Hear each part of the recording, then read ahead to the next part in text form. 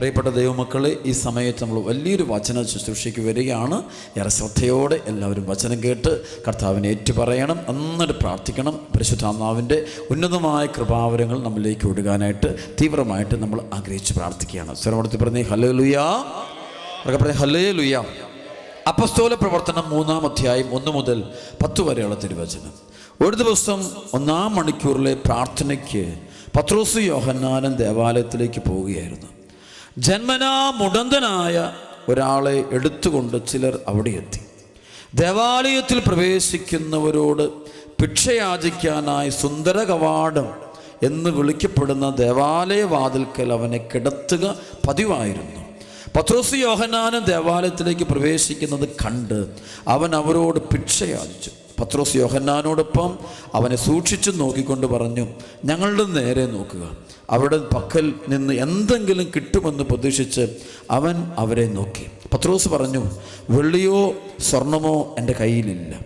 എനിക്കുള്ളത് ഞാൻ നിനക്ക് തരുന്നു. നസ്രായനായ യേശുവിൻ്റെ നാമത്തിൽ എഴുന്നേറ്റ് നടക്കുക. പത്രോസ് വലത് കൈക്ക് പിടിച്ച് അവനെ എഴുന്നേൽപ്പിച്ചു. ഉടൻ തന്നെ അവൻ്റെ പാദങ്ങളും കണങ്കാലുകളും ബലം പ്രാപിച്ചു. അവൻ ചാടി എഴുന്നേറ്റ് നടന്നും കുതിച്ചു ചാടിയും ദൈവത്തെ സ്തുതിച്ചും കൊണ്ട് അവൻ അവരോടൊപ്പം ദേവാലയത്തിൽ പ്രവേശിച്ചു. അവൻ നടക്കുന്നതും ദൈവത്തെ സ്തുതിക്കുന്നതും ജനമെല്ലാം കണ്ടു. ദേവാലയത്തിലെ സുന്ദര കവാടത്തിൽ ഭിക്ഷയാചിച്ചു കൊണ്ടിരുന്നവനാണ് അവനെന്ന് മനസ്സിലായി. അവന് സംഭവിച്ച കാര്യത്തെക്കുറിച്ച് അവർ അത്ഭുത സ്തബ്ധരായി. അവർക്ക് പറഞ്ഞേ ഹല്ലേലൂയ. സർവ്വത്തിൽ പറഞ്ഞേ ഹല്ലേലൂയ. അപ്പോസ്തല പ്രവർത്തനങ്ങളിലെ ആദ്യത്തെ മഹാത്ഭുതമായിട്ട് കാണാവുന്നതാണ് ജന്മനാ മുടന്തനായ ഒരുവൻ സൗഖ്യപ്പെടുന്ന കാര്യം. അവർക്ക് പറഞ്ഞേ ഹല്ലേലൂയ. ഇവൻ സുഖപ്പെടുന്നത് എങ്ങനെയാണ്? സൗഖ്യത്തിൻ്റെ ശക്തി ഒഴുകിയത് എങ്ങനെയാണ്? സൗഖ്യത്തിൻ്റെ ശക്തി ഇവരിലേക്ക് ഒഴുകാൻ കാരണം പത്രോസ് പറഞ്ഞൊരു വാക്കാണ്, ഞങ്ങളുടെ കയ്യിൽ സ്വർണവും വെള്ളിയൊന്നുമില്ല, ഞങ്ങൾക്കുള്ളത് നിനക്ക് ഞാൻ തരുന്നു. നസ്രായനായ യേശുവിൻ്റെ നാമത്തിൽ എഴുന്നേൽക്കുക. അവർക്ക് പറഞ്ഞേ ഹല്ലേലൂയ. ആ നാമം പറഞ്ഞപ്പോൾ ആ നാമത്തിൽ എഴുന്നേൽക്കുക. അപ്പോഴാണ് ഇവൻ സുഖം പ്രാപിച്ചത് എന്ന് നമ്മൾ അറിയുന്നു. അവർക്ക് പറഞ്ഞേ ഹല്ലേലൂയ. വേറൊന്നും പറഞ്ഞപ്പോഴല്ല, യേശുവിൻ്റെ നാമത്തിൽ നീ എഴുന്നേൽക്കുക എന്ന് പറഞ്ഞുകൊണ്ട് രോഗിയുടെ മേൽ കൈകൾ പിടിച്ച് ഉയർത്തുമ്പോൾ അവൻ പരിപൂർണമായിട്ട് സൗഖ്യപ്പെട്ടുകൊണ്ട് എഴുന്നേൽക്കുന്നു. അതിന്നും നടക്കുന്നു. ഇതേ സംഭവം സഭയിൽ ഇന്നും ധാരാളമായിട്ട് നടക്കുന്നു. അതിൻ്റെ കാരണം മറ്റൊന്നുമല്ല, യേശുവിൻ്റെ നാമത്തിൻ്റെ ശക്തിയാണ്. അവർക്ക് പറഞ്ഞേ ഹല്ലേലൂയ. യേശു ദൈവമായതുകൊണ്ടാണ്, യേശു കർത്താവായതുകൊണ്ടാണ്, ഈശോ സത്യമായതുകൊണ്ടാണ്, ഈശോ ലോകത്തിൻ്റെ പ്രകാശമായതുകൊണ്ടാണ്, ഈശോ ജീവനായതുകൊണ്ടാണ്. സർവ്വത്തെ പറഞ്ഞേ ഹല്ലേലൂയ. സർവ്വത്തെ പറഞ്ഞേ ഹല്ലേലൂയ. യേശുവേ നന്ദി. അപ്പോസ്തല പ്രവർത്തനം 4-ാം അധ്യായത്തിൻ്റെ 10 മുതൽ 14 വരെയുള്ള വചനം ഇവിടെയുള്ള മുഴുവൻ ദൈവമക്കളും ശ്രദ്ധയോടെ കേൾക്കണം. വചനം ഇങ്ങനെയാണ് തുടങ്ങുന്നത്. അതായത്, എന്തു മാർഗങ്ങൾ ഉപയോഗിച്ച് ഞങ്ങൾ ഈ മനുഷ്യനെ സുഖപ്പെടുത്തി എന്നതിനെക്കുറിച്ചാണ് ഞങ്ങൾ ഇന്ന് വിചാരണ ചെയ്യപ്പെടുന്നത് എങ്കിൽ നിങ്ങളും ഇസ്രായേൽ ജനം മുഴുവനും ഇതറിഞ്ഞിരിക്കട്ടെ. ഈ ഒരു മുടന്തനെ സൗഖ്യപ്പെടുത്തി കഴിഞ്ഞപ്പോൾ യഹൂദ ജനതയും അവിടെ ഉണ്ടാകുന്ന വിജാതിരെല്ലാവരും കൂടെ പത്രോസിനെ, യാക്കോബിനെ, യോഹന്നാനെ മറ്റുള്ളവരൊക്കെ പിടിച്ച് ന്യായാസനത്തിൻ്റെ മുമ്പിൽ കൊണ്ടുപോയി നിർത്തുകയാണ്. ഭയങ്കര പ്രശ്നമായി തീർന്നു. വലിയൊരു പ്രശ്നമാണ് അന്ന് ജെറുസലേമിൽ നടക്കുന്നത്. ഈ ഒരു അത്ഭുതം, അതായത് എല്ലാവരും കാണുന്ന ഒരു വ്യക്തിയാണ് ഈ സുന്ദര കവാടത്തിങ്കിൽ കിടക്കുന്ന ഈ മുടന്തനായവൻ, ജന്മനാ മുടന്തനായവൻ കിടക്കുകയാണ്. അപ്പം ഇവനെ എല്ലാവരും കാണുന്നുണ്ട്. എല്ലാ ദിവസവും എല്ലയുടെ കേടന്നു പോകുന്ന ആളുകൾക്ക് ഇവനെ കാണാം. ഇവനിങ്ങനെ ഭിക്ഷയാചിക്കും. ഇവൻ്റെ കാലുകൾ ഇങ്ങനെ ചുരുണ്ടുകൂടിയിരിക്കുന്ന കാണാൻ പറ്റും. വളഞ്ഞുകൂടി ചുരുണ്ടുകൂടി നിലത്ത് കിടക്കുന്ന ഇവനെ കാണാം. ഇവൻ എഴുന്നേറ്റത് എപ്പോഴ് എന്നുള്ളതാണ് എല്ലാവരുടെയും ചോദ്യം.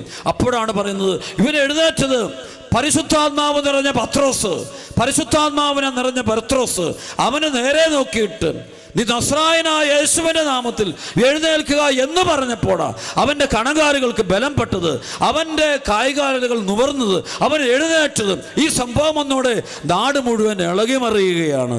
യഹൂദ ജനതയ്ക്ക് മുഴുവനും വിജാതിർക്കും മുഴുവനും ഭയങ്കര അസ്വസ്ഥതയായി വലിയൊരു പ്രശ്നമായിട്ട് മാറി. ജെറുസലേമിലെ വലിയൊരു പ്രശ്നമാണ് ഈ പ്രശ്നം. ഇവൻ സുഖപ്പെട്ടതാണ് പ്രശ്നം. സർവ്വത്തിൽ പറഞ്ഞ ഹല്ലേലൂയാ, സർവ്വത്തിൽ പറഞ്ഞ ഹല്ലേലൂയാ. അങ്ങനെ ഇവരെ പത്രോസിനെയും യാക്കോബിനെയും യോഹന്നാനെയും കൂടെ പിടിച്ചു കെട്ടി വലിച്ചടച്ച് ന്യായാസനത്തിൻ്റെ മുമ്പിൽ നിർത്തിക്കൊണ്ട് വിചാരണ നടത്തുകയാണ്. വിചാരണ നടത്തുമ്പോൾ സംഭവിക്കുകയാണ്, പിറ്റേ ദിവസം അധികാരികളും ജനപ്രമാണികളും നിയമജ്ഞരും ജെറുസലേമിൽ സമ്മേളിച്ചു. പ്രധാന പുരോഹിതൻ അന്നാസും കയഫാസും യോഹന്നാനും അലക്സാണ്ടറും പ്രധാന പുരോഹിതൻ്റെ കുലത്തിൽപ്പെട്ട എല്ലാവരും അവിടെ ഉണ്ടായിരുന്നു. അപ്പസ്തോലന്മാരെ അവർ തങ്ങളുടെ മധ്യത്തിൽ നിർത്തി ഇങ്ങനെ ചോദിച്ചു, എന്തധികാരത്താലാ അഥവാ ആരുടെ നാമത്തിലാണ് നിങ്ങളിത് പ്രവർത്തിച്ചത്? അപ്പോൾ പരിശുദ്ധാത്മാവിനെ നിറഞ്ഞ് പത്രോസ് അവരോട് പറഞ്ഞു, ഭരണാധികാരികളെ, ജനപ്രമാണികളെ, ഒരു രോഗിക്ക് ഞങ്ങൾ ചെയ്ത ഒരു സൽപ്രവർത്തിയെക്കുറിച്ചാണ്. എന്ത് മാർഗങ്ങൾ ഉപയോഗിച്ച് ഞങ്ങൾ ആ മനുഷ്യനെ സുഖപ്പെടുത്തിയതെന്നതിനെക്കുറിച്ചാണ് ഞങ്ങളിന്ന് വിചാരണ ചെയ്യപ്പെടുന്നതെങ്കിൽ നിങ്ങളും ഇസ്രായേൽ ജനം മുഴുവനും ഇത് അറിഞ്ഞിരിക്കട്ടെ. അവർക്ക് പറഞ്ഞേ ഹല്ലേലൂയാ. എന്തു മാർഗം ഉപയോഗിച്ചാണ് ഇവർ എഴുന്നേറ്റത് എന്നുള്ള കാര്യം നിങ്ങളെല്ലാവരും അറിയണം. അതുപോലെ അച്ഛനെന്ന് പറയുക, ഈ അത്ഭുതങ്ങളും രോഗശാന്തികൾ നടക്കുമ്പോൾ ഇതെന്ത് മാർഗം ഉപയോഗിച്ചാണെന്നുള്ളത് നിങ്ങളും അറിയണം. നിങ്ങൾ കുരിശിൽ തറച്ചു കൊല്ലുകയും മരിച്ചവരെന്ന് ദൈവം ഉയർപ്പിക്കുകയും ചെയ്ത നസ്രായനായ യേശുക്രിസ്തുവിൻ്റെ നാമത്തിലാണ് ഈ മനുഷ്യൻ സുഖം പ്രാപിച്ച് നിങ്ങളുടെ മുമ്പിൽ നിൽക്കുന്നത്. അവർക്ക് പറഞ്ഞേ ഹല്ലേലൂയാ. അവിടെ പ്രിയപ്പെട്ട മക്കളെ, നീ സുഖം പ്രാപിച്ച് അത് ആത്മീയമായ സൗഖ്യം, ശാരീരികമായ സൗഖ്യം ഇത് സംഭവിക്കണമെങ്കിൽ ഒറ്റ നാമം ഏറ്റു പറയണം, ഒറ്റ നാമത്തെ വിശ്വസിക്കണം. ഏത് നാമോ? ഏത് നാമോ? യേശുനാമം. ശ്രമത്തിൽ പറഞ്ഞേ ഹല്ലേലൂയാ. ആ നാമം ഏറ്റു പറയുന്നവരെല്ലാവരും രക്ഷ പ്രാപിക്കും. ശ്രമത്തിൽ പറഞ്ഞേ ഹല്ലേലൂയാ. എന്നിട്ട് അടുത്ത വചനം വളരെ വലിയ വചനമാണ്. വീട്ടുപണിക്കാരായ നിങ്ങൾ തള്ളിക്കളഞ്ഞ കല്ല് മൂലക്കല്ലായി തീർന്നു, ആ കല്ലാണ് യേശു, മറ്റാരിലും രക്ഷയില്ല. അവർക്ക് പറഞ്ഞേ ഹല്ലേലൂയാ. ആകാശത്തിന് കീഴെ മനുഷ്യരുടെ ഇടയിൽ നമുക്ക് രക്ഷയ്ക്ക് വേണ്ടി മറ്റൊരു നാമവും നൽകപ്പെട്ടിട്ടില്ല. അവർക്ക് പറഞ്ഞേ ഹല്ലേലൂയാ. രക്ഷയ്ക്ക് വേണ്ടി ഒരൊറ്റ നാമമുള്ളൂ, യേശു എന്ന നാമം. മറ്റാരും രക്ഷയില്ല എന്ന് പരിശുദ്ധാത്മാവിൽ നിറഞ്ഞ് പത്രോസ് പറയുക. അവരെ പ്രവർത്തിച്ച പരിശുദ്ധാത്മാവ് ദൈവാരൂപിയാണ് പ്രവർത്തിച്ചത്. മറ്റാരും രക്ഷയില്ലെന്ന് വളരെ വ്യക്തതയോടെ എഴുതപ്പെട്ടിരിക്കുക. സർവ്വത്തെ പറഞ്ഞേ ഹല്ലേലൂയാ, സർവ്വത്തെ പറഞ്ഞേ ഹല്ലേലൂയാ. യഹൂദരെല്ലാം ബൈബിള് പഠിച്ച പണ്ഡിതരാണ്. അവർ പഴയ നിയമം മുഴുവൻ ശരിക്കും പഠിച്ചത്. പ്രവാചക ഗ്രന്ഥങ്ങളൊക്കെ ഇവർ വായിക്കുന്നവർ, അവർക്ക് ബൈബിള് മുഴുവൻ അറിയാം. സങ്കീർത്തനങ്ങൾ ഇവർ ദേവാലയത്തിലെ ആരാധന ക്രമങ്ങളിൽ അവർ ഉപയോഗിച്ചു കൊണ്ടിരുന്നവരാണ്. സങ്കീർത്തനങ്ങൾ മുഴുവൻ വെച്ചുകൊണ്ടിരുന്നതാണ്. തോറ നിയമഗ്രന്ഥങ്ങൾ മുഴുവനും പഞ്ചഗ്രന്ഥി മുഴുവനും തന്നെ അരച്ചു കുടിച്ച് പഠിച്ച് അതുപോലെ ജീവിതം നടത്തിയവരാ. പക്ഷേ അവർക്ക് ബൈബിളെല്ലാം കാണാപ്പാടം പഠിച്ചെങ്കിലും അവർക്ക് ആരെ കണ്ടുമുട്ടാൻ പറ്റിയില്ല. ഉത്ഥിതനായ കർത്താവിനെ മനസ്സിലാക്കാൻ പറ്റിയില്ല. അവനിലൂടെയാണ് രക്ഷയെന്ന് മനസ്സിലാക്കാൻ പറ്റിയില്ല. അവൻ ദൈവമാണെന്ന് മനസ്സിലാക്കാൻ പറ്റിയില്ല. നസ്രത്തില് ജനിച്ചു വളർന്ന, അതുപോലെ കുരിശില് രക്തം ചിന്തി മരിച്ച് മൂന്നാം നാൾ ഉത്ഥാനം ചെയ്ത് ജീവിക്കുന്നവനെ ദൈവം അവർക്ക് മനസ്സിലാക്കാൻ പറ്റിയിട്ടില്ല. കാരണം അവരുടെ കണ്ണുകൾ മൂടപ്പെട്ടിരുന്നു. കണ്ണുകൾ അതാണ് പൗലോസ്ലീഹ പറയുന്നുണ്ട്. 2 കൊരിന്ത്യസിന്റെ 3-ാം അധ്യായത്തിന്റെ 11 മുതൽ 15 വരെയുള്ള വചനത്തിൽ പറയുന്നു, ഒരു മൂടുപടം അവരുടെ മുമ്പിൽ കിടപ്പുണ്ട്. ഈ മൂടുപടം ഇപ്പോഴും കിടക്കുകയെന്ന് പറഞ്ഞു. അതുകൊണ്ട് രക്ഷ ആരിലൂടെ സംശയ, ഒരുപാട് കൺഫ്യൂഷനാ. സ്ഥലപ്പെടുത്തി ഹല്ലേലൂയാ. അച്ഛൻ എന്തുകൊണ്ടാണ് ഈ വചനം പറയുന്നത് നിങ്ങൾ ഓർക്കും? ഇത്ര ശക്തമായിട്ട് യേശുവാണ് ഏകരക്ഷകൻ. നിങ്ങളുടെ ആത്മാവിനെ കൊണ്ടുവൻ ഈശോയ്ക്ക് മാത്രമേ പറ്റുള്ളൂ. നിന്റെ പാപത്തിന്, അത് ഏത് ആരാരും ശരി, ഒരുവൻ്റെ പാപത്തിന് പരിഹാരം ആകണമെങ്കിൽ അവൻ യേശുവിനെ രക്ഷകനും കർത്താവുമായിട്ട് ഏറ്റുപറയണം. അവർക്ക് പറഞ്ഞ ഹല്ലേലൂയാ. അവന് തിരിച്ചോരയിലൂടെ മാത്രമേ ഒരാത്മാവ് രക്ഷയുള്ളൂ. കാരണം മനുഷ്യകുലത്തിൻ്റെ പാപത്തിന് പരിഹരിച്ചത് ഒറ്റൊരാൾ മാത്രം. കുരിശിൽ രക്തം ചിന്തി മരിച്ച ഉത്ഥിതനായ യേശു മിശിഹ മാത്രം നമ്മുടെ പാപത്തിന് പരിഹരിച്ചത്. സർവ്വത്തെ പറഞ്ഞ ഹല്ലേലൂയാ, സർവ്വത്തെ ഹല്ലേലൂയാ. അച്ഛന് പറയാൻ കാര്യം, അനേക മക്കൾക്ക് വേണ്ടി അച്ഛൻ പ്രാർത്ഥിക്കാറുണ്ട്. കർത്താവിൻ്റെ കരം ഞാൻ കാണാൻ വളരെ വ്യക്തമായിട്ട് കണ്ടുകൊണ്ട് മരിച്ചെന്നു ഡോക്ടേഴ്സ് പറഞ്ഞ കേസ് പോലും കർത്താവ് തൊട്ട് സുഖപ്പെടുത്തുന്ന എഴുന്നേൽപ്പിച്ചു കൊടുത്ത ഇഷ്ടം പോലെ സംഭവം കണ്ടിട്ടുണ്ട്. പൈശാചികളിലുള്ള മക്കളുടെ തലയിൽ കൈവെക്കുമ്പോൾ തന്നെ ബന്ധനം അഴിഞ്ഞു പോകുന്നത് കണ്ടിട്ടുണ്ട്. അതിൻ്റെ കാരണം ഒറ്റ കാരണമുള്ള മക്കൾ, പ്രിയപ്പെട്ട മക്കൾ, ഇവിടേക്കുന്ന മുഴുവൻ മക്കളും തിരിച്ചറിയുക. അതിൻ്റെ കാരണം ഒറ്റ കാര്യം, എൻ്റെ ഉള്ളിൽ സംശയമില്ലാത്തൊരു വിശ്വാസമുണ്ട്. രക്ഷ യേശു ക്രിസ്തുവിൽ മാത്രം. Praise the Lord. രക്ഷ യേശു ക്രിസ്തുവിൽ മാത്രം.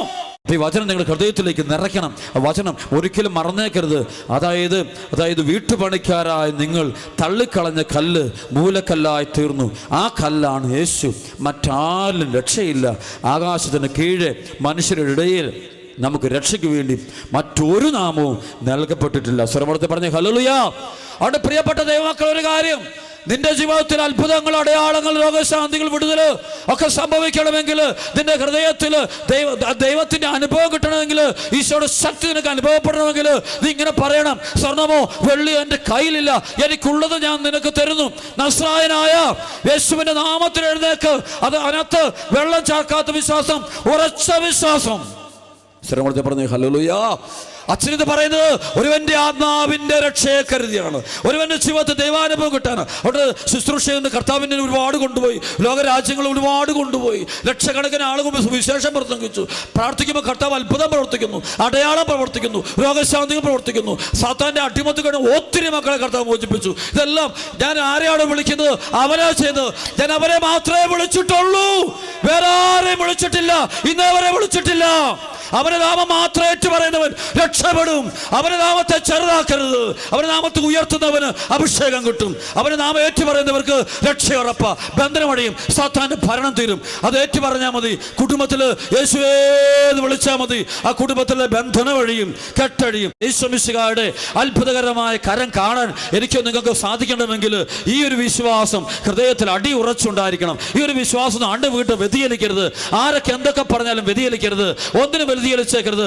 എന്തെല്ലാം പ്രത്യയശാസ്ത്രങ്ങളും ലോകത്തിന്റെ പ്രബോധനങ്ങളും പരിഹസിക്കുന്ന പ്രബോധനങ്ങളും എതിർ ചിന്താഗതികളും ഒരുപാട് ഡൈലൂട്ട് ചെയ്യുന്ന, സ്വന്തമായ വ്യാഖ്യാനങ്ങൾ കൊടുക്കുന്ന, ഈ വചനത്തെ മാറ്റി എഴുതുന്ന ഒത്തിരിയേറെ പ്രബോധനങ്ങളും ലോകത്തുണ്ടാകുമ്പോഴും എൻ്റെ പ്രിയപ്പെട്ട മക്കളെ, ആദ്യത്തെ മാർപ്പാപ്പായുടെ പ്രബോധനം പരിശുദ്ധാത്മാവ് നിറഞ്ഞ ഈശോ മിശിഹ തെരഞ്ഞെടുത്ത 12 പേര് തലവനായ പത്രോസ് പരിശുദ്ധാത്മാവിൽ നിറഞ്ഞ് നമുക്ക് നൽകുന്ന വചനം, മറ്റാരിലും രക്ഷയില്ല എന്നുള്ള വചനം, മറ്റാരിലും രക്ഷയില്ല എന്നുള്ള വചനം ഹൃദയത്തില് ഉറച്ചിരിക്കണം, ശക്തിയോടിക്കണം. പാറ പോലത്തെ വിശ്വാസം വേണം. റഷ്യയില് വളർന്നു വലുതായിട്ട് വലിയൊരു മനുഷ്യനാണ് റിച്ചാർഡ് വിംബ്രാൻഡ്. ഇത് വലിയൊരു വചന ശുശ്രൂഷകനാണ്, വലിയൊരു ആത്മീയ ശുശ്രൂഷകൻ, കർത്താവിന് വേണ്ടി ജീവിച്ചു മരിച്ചത് അദ്ദേഹം. അപ്പം ആ നാളുകളിൽ ഒരുപാട് തിന്മയുടെ കാലഘട്ടമായിരുന്നു. റഷ്യ മുഴുവനും ഭയങ്കരമായിട്ട് മതപീഡനത്തിൻ്റെ കാലഘട്ടം. മതപീഡനം അങ്ങ് കൂടിക്കൂടി അങ്ങ് മാക്സിമത്തിൽ എത്തിക്കഴിഞ്ഞു. ക്രിസ്ത്യാനി എന്ന പേര് കേട്ടാൽ തലവെട്ടിക്കളയും. അപ്പോൾ എല്ലായിടത്തും ഭീഷണികളായി, എല്ലാ പ്രശ്നം. അപ്പോൾ ഈ മനുഷ്യൻ ഇദ്ദേഹത്തിൻ്റെ ഭാര്യയും കൂടെ സുവിശേഷം പ്രഘോഷിച്ചുകൊണ്ട് ഓടി നടന്ന് അദ്ദേഹം കർത്താവിന് വേണ്ടി പ്രഘോഷണം നടത്തിക്കൊണ്ടിരിക്കും. അപ്പോൾ അതിനെക്കുറിച്ച് ഒരുപാട് പ്രശ്നമായിട്ട് അവസാനം 2 പേരെയും കൂടെ പോലീസ് വന്നിട്ട് അറസ്റ്റ് ചെയ്ത് ജയിലിൽ കൊണ്ടുപോയിട്ടു, ജയിലിൽ പൂട്ടിയിട്ടു. അപ്പോൾ ഇവർക്ക് ആകെ ഒരു കൊച്ചുണ്ട്. ആ കുഞ്ഞിൻ്റെ പേര് മിഹായി എന്നാണ്. കുഞ്ഞിൻ്റെ പേര് മിഹായി എന്നൊരു കൊച്ചാണ്. അപ്പോൾ ഇവർ ജയിലിൽ കിടന്ന് വളരെ പീഡനം അനുഭവിക്കുക. അപ്പോൾ ആ സമയം ഈശോ എന്ന നാമം ആര് പറഞ്ഞാലും അവരെ കൊല്ലും. അതുപോലത്തെ അവസ്ഥയാണ്. അപ്പോൾ ഈ കൊച്ച് വീട്ടിലുണ്ട്, അവനോട് ഈശോ എന്ന് വിളിക്കും. അപ്പോഴത്തെ പ്രശ്നമായി. അപ്പോൾ ഇവർ ഈ മറ്റ് ആളുകൾ, പോലീസുകാരും ഗവൺമെൻറ്റും മൊത്തം ഈ കൊച്ചിനെതിരായി തീർന്നു. ഈ കുഞ്ഞിനെ ആരും സഹായിക്കാൻ പാടില്ല. തൊട്ടടുത്തുള്ള ആളുകളൊക്കെ കൊണ്ടുവന്ന് ഭക്ഷണം കൊടുക്കുമായിരുന്നു. കൊച്ചിന് കൊടുക്കാൻ അനുവാദമില്ല. അപ്പോൾ കൊച്ച് ശരിക്കും വിഷമിക്ക് പട്ടിണി കിടക്കുക. അപ്പോൾ അവിടെ ഇങ്ങനെ ബ്രെഡ് കൊടുക്കുന്ന സ്ഥലമുണ്ട്. ആ ബ്രെഡ് കൊടുക്കുന്ന സ്ഥലത്തേക്ക് ഈ മിഹായി എന്ന് കൊച്ചു കുട്ടി ചെന്നിട്ട് ബ്രെഡ് ചോദിക്കുമ്പോൾ അവർക്ക് കൊടുക്കുകയല്ല. അവനും ഇങ്ങനെ തന്നെ വിശന്ന് ചാകട്ടെ എന്നാണ് തീരുമാനിച്ചത്. അപ്പോഴും വീട്ടിൽ വന്നിട്ട് ഇവൻ കരയാൻ തുടങ്ങി. കൊച്ചു കുട്ടിയെ അവൻ പറഞ്ഞു, യേശു എന്തൊരു ദൈവമാണ്, ഇങ്ങനൊരു ദൈവം എനിക്കുണ്ടോ? കാരണം ദൈവം ഉണ്ടെങ്കിൽ എനിക്ക് എന്തുകൊണ്ട് ഇതുപോലത്തെ ദാരിദ്ര്യം? എൻ്റെ അപ്പനും അമ്മയും ജയിലിലായില്ലേ, ഈശോ മിശിഹ എന്തുകൊണ്ടാണ് അവരെ പുറത്ത് കൊണ്ടുവരാത്ത? കുറേ ചോദ്യങ്ങളെല്ലാം അവൻ്റെ മനസ്സിൽ കയറുക. വിശ്വാസത്തിനെതിരെ എല്ലാം ചോദ്യം വരിക. എന്തിന് ഇത്രമാത്രം തകർച്ച? എന്തിനിങ്ങനെ ഈശോ നാം വിളിച്ച പക്ഷേ എന്തൊരു പ്രശ്നങ്ങളാണ്. എല്ലാവരും കൂടെ ജയിലിലാക്കി. എൻ്റെ അപ്പ അമ്മ ഇല്ല, ഞാനിങ്ങനെ ആയിത്തീർന്നു, ഭയങ്കര ദാരിദ്ര്യമായി, ഭയങ്കര പ്രശ്നമായി. അപ്പം പറഞ്ഞു ഞാൻ ഈശോ തള്ളിപ്പറയാൻ പോകും. ഈശോ ഒന്നും ഇല്ല, കാരണം ഈശോ ദൈവം ഉണ്ടെങ്കിൽ എന്തുകൊണ്ട് ഈ ഒരു അവസ്ഥ എൻ്റെ അപ്പന് എൻ്റെ അമ്മയ്ക്ക് എനിക്കിത് വന്നു എന്ന് പറഞ്ഞുകൊണ്ട് ഇങ്ങനെ വാവിട്ട് കരയുമ്പോൾ അങ്ങനെയ്ക്കുമ്പോൾ ഒരു ദിവസം ഗവൺമെൻറ് അനുവദിച്ചിട്ടുണ്ട് ഇവന് അപ്പനെ അമ്മയെ കാണാൻ വേണ്ടി ജയിലിൽ ചെല്ലാനായിട്ട് പറ്റും. ജയിലിലാണെങ്കിൽ ഈ പറയുന്ന റിച്ചാർഡിനെയും അദ്ദേഹത്തിൻ്റെ ഭാര്യയും വളരെയധികം അവർ ക്രൂരമായിട്ട് അവർ പീഡിപ്പിക്കുക, ഭയങ്കര പീഡനത്തിൻ്റെ ചരിത്രം പറയുന്ന ചില ദിവസം ഇവരെ കൊണ്ട് ഐസ് കട്ടയുടെ മണ്ടേ കൊണ്ട് ഈ മനുഷ്യനെ നഗ്നരായിട്ട് കിടത്തും. അതുപോലെ തന്നെ ഈ മനുഷ്യനെ കൊണ്ടിട്ട് അടിച്ച് ചതച്ച് ശരിയാക്കും. എന്നിട്ട് കൊണ്ടുപോയിട്ട് ഇവർ ചില സെല്ലിൽ കൊണ്ടുപോകും. ഇദ്ദേഹത്തിൻ്റെ ഭാര്യയാണെങ്കിൽ പറയാൻ പോലും കൊള്ളില്ല, ദിവസം പലതവണ പട്ടാളക്കാർ ദുരുപയോഗിക്കും, നശിപ്പിക്കും. അപ്പോഴൊക്കെ ഇവൾ കരഞ്ഞുകൊണ്ട് യേശുവെന്ന് വിളിക്കും, രണ്ടുപേരും വിളിക്കും. അവർ ഒരു മാറ്റം, അവർ പറഞ്ഞു നിങ്ങൾ വിശ്വാസം ഉപേക്ഷിക്കുകയാണെങ്കിൽ, ഈശോ മിശിഹായ എന്ന നാമം തള്ളിപ്പറയാണെങ്കിൽ നിങ്ങളെ വെറുതെ വിട്ടേക്കാം, നിങ്ങളെ പുറത്ത് വിട്ടേക്കാം, നിങ്ങൾ പൊക്കോളാം. അവരില്ല, ഞങ്ങൾ ചത്താലും ശരി അവസാന ശ്വാസം വരെ ഞങ്ങൾ ഒരു കാര്യമേ പ്രഘോഷിക്കുള്ളൂ, ഈ പത്രോസിലൂടെ കിട്ടിയ ആദ്യം മാർപ്പാപ്പയിലൂടെ കിട്ടിയ വിശ്വാസം, അതല്ലാതെ വേറെ ഞങ്ങൾക്കില്ല. എന്തെല്ലാം പീഡനം കൊടുത്തിട്ടും അവർക്കൊരു മാറ്റമില്ല, അവരതേപടി കഴിയുക. രണ്ടുപേരും രണ്ട് ഭാഗത്തായിട്ടാണ്, ഭാര്യയും ഒരു ഭാഗത്ത്, അതുപോലെ ഈ മനുഷ്യനെ വേറൊരു ഭാഗത്ത് തകർന്നിടിഞ്ഞ് കഴിയുക. അപ്പോഴാണ് ഈ കുഞ്ഞിന് ഒരു ദിവസം അപ്പനെ അമ്മയും കാണാനായിട്ടുള്ള അനുവാദം കിട്ടിയ ദിവസം. അങ്ങനെ ഇവൻ നടന്ന് ജയിലിൽ ചെല്ലുക. ജയിലിൻ്റെ അടുത്ത് നിന്ന് വാർഡനോട് പറഞ്ഞു എനിക്ക് എൻ്റെ അപ്പനെ അമ്മയും കാണണം എന്ന് പറഞ്ഞിട്ട് ഇവനെ കൊണ്ട്, അപ്പോൾ ഇവന് പറഞ്ഞു നിങ്ങൾ പോരാൻ പറഞ്ഞുകൊണ്ട് ഒരു പോലീസുകാരൻ ഇവനെ വലിച്ചുകൊണ്ട് പോയിട്ട് ജയിൽ കമ്പി കൊണ്ട് ഇവൻ അവിടെ കൊണ്ട് ഒരു സ്ഥലത്ത് കൊണ്ട് നിർത്തിയിട്ട് പറഞ്ഞു ഇപ്പം വരുമെന്ന് പറഞ്ഞു. അപ്പോൾ നോക്കുമ്പോൾ ആദ്യം വരുന്ന ഇവൻ്റെ അമ്മയെ കൊണ്ടുവരിക. അകലേന്ന് കാണാം അല്പസ്വല്പം വസ്ത്രമുള്ളൂ, ചാകാറായ അമ്മയെ രണ്ട് പോലീസുകാർ വലിച്ചടച്ചുകൊണ്ട് വരിക. വലിച്ചടച്ചുകൊണ്ട് വന്നിട്ട് ഇവൻ കൈ പിടിച്ചിരിക്കുന്ന കമ്പിയുടെ അവിടെ അവൻ്റെ അടുത്തേക്ക്, അതിൻ്റെ ഗ്രില്ലിൻ്റെ അടുത്തേക്ക് വരുന്നതിന് തൊട്ട് മുമ്പായിട്ട് ഈ രണ്ട് പോലീസുകാരും കൂടെ ഇവളെ പിടിച്ചു ഒറ്റ ഏറ. അപ്പോൾ ഈ ഏറ് ഇങ്ങനെ വന്നപ്പോൾ നേരെ വന്ന് ഈ സ്ത്രീ വന്ന് ഈ കൊച്ചിൻ്റെ അടുത്തുള്ള ആ കമ്പി അടിയിലോട്ടൊന്ന് പിടിക്കാൻ വേണ്ടി വരുമ്പോൾ ഉറക്കെ അമ്മ വിളിച്ചു വരാം, Mikhai believe in Jesus, Mikhai believe in Jesus, മോനെ യേശു ക്രിസ്തുവിൽ വിശ്വസിച്ചോണോ. ഒറ്റ വാക്കുകൾ, വേറൊന്നുമില്ല. ഇതോടെ പോലീസുകാർ ഓടിച്ചിട്ട് ഇനി കുഞ്ഞിനോട് പോലും ഞാൻ നിന്നോട് സംസാരിക്കാൻ അനുവദിക്കില്ലെന്ന് പറഞ്ഞുകൊണ്ട് ഇവളെ വലിച്ചടിച്ചോണ്ട് പോകുമ്പോൾ അമ്മ തിരിഞ്ഞ് നടന്നു പോകുമ്പോൾ അമ്മ പറയും Mikhai believe in Jesus, believe in Jesus, believe in Jesus. അവൻ അവിടെ ആ ജയിലഴിയുടെ മുമ്പിൽ അവൻ കമന്ന് കിടന്നിട്ട് കാറിക്കൊണ്ട് പറഞ്ഞു, യെസ് എൻ്റെ അമ്മ ഈ സഹനത്തിൻ്റെ വേദനയുടെ ഒക്കെ നടുവിൽ നിന്നുകൊണ്ട് അമ്മ എന്നെ ഒരു കാര്യം പഠിപ്പിച്ചുള്ളൂ, എന്തു വന്നാലും ആരെ ഉപേക്ഷിച്ചേക്കരുത്, യേശുവിനെ ഉപേക്ഷിച്ചേക്കരുത്. അവൻ തിരിച്ചു വരുന്നത് വലിയ കൊച്ചുകുട്ടിയാണെങ്കിലും അവനും ശക്തനായ സുവിശേഷ ശുശ്രൂഷകനായിട്ട് മാറിത്തീരുക. ഉള്ളു മുഴുവനും ഈശോ മാത്രം, രക്ഷ യേശുവിലൂടെ മാത്രം. അതാണ് പ്രിയപ്പെട്ട മക്കളെ, അവരുടെയൊക്കെ ജീവിതത്തിലെ സമാധാനം, അവർക്കൊക്കെ ദൈവത്തെ കാണാൻ പറ്റുള്ളൂ. ഇവിടെയൊക്കെ നമ്മുടെ കുഴപ്പം എന്താ, നമ്മുടെ ഉള്ളിലൊക്കെ പല വിശ്വാസങ്ങൾ ഉള്ളിലോട്ട് കയറ്റി വെച്ച് കഴിഞ്ഞാൽ ഈ തമ്പുരാനെ കിട്ടിയല്ല.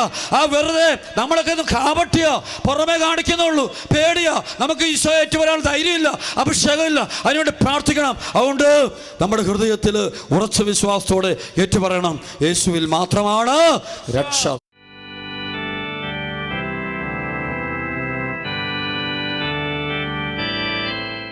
കൃപയല്ലാതൊന്നുമല്ല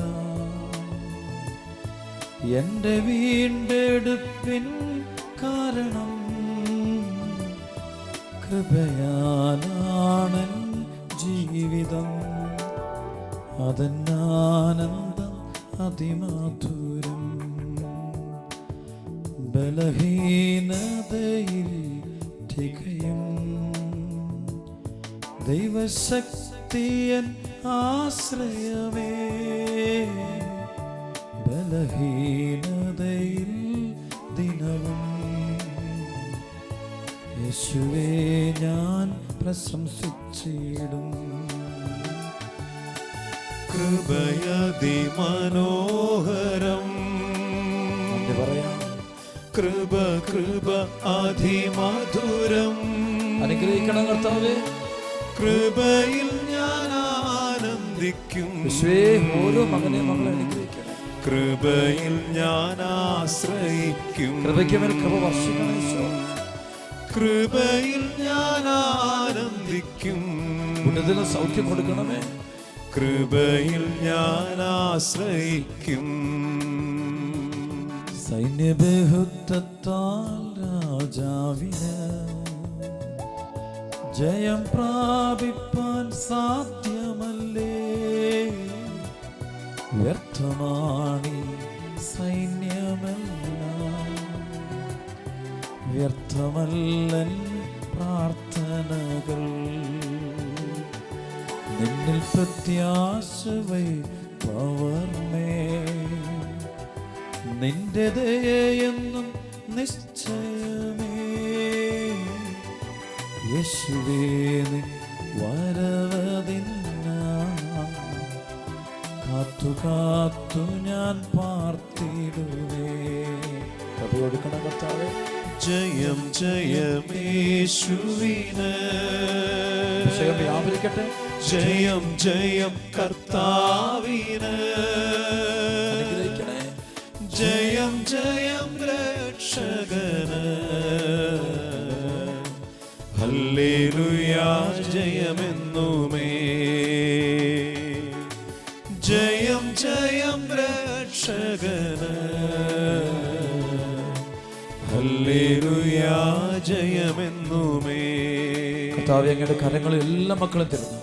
ഓരോ മകന്റെ മകളുടെ വേദനകൾ സമർപ്പിക്കുന്നു, തകർച്ചകൾ സമർപ്പിക്കുന്നു, ബന്ധനങ്ങൾ സമർപ്പിക്കുന്നു, തടസ്സങ്ങൾ സമർപ്പിക്കുന്നു. ശുശ്രൂഷ പങ്കെടുത്തുകൊണ്ടിരിക്കുന്ന ഓരോ മകന്റെ മകളുടെ കുടുംബത്തിലുള്ള തിന്മയുടെ സ്വാധീനങ്ങളെ കൽപ്പിക്കുന്നു, സുനാമത്തിൽ ബന്ധിക്കുന്നു.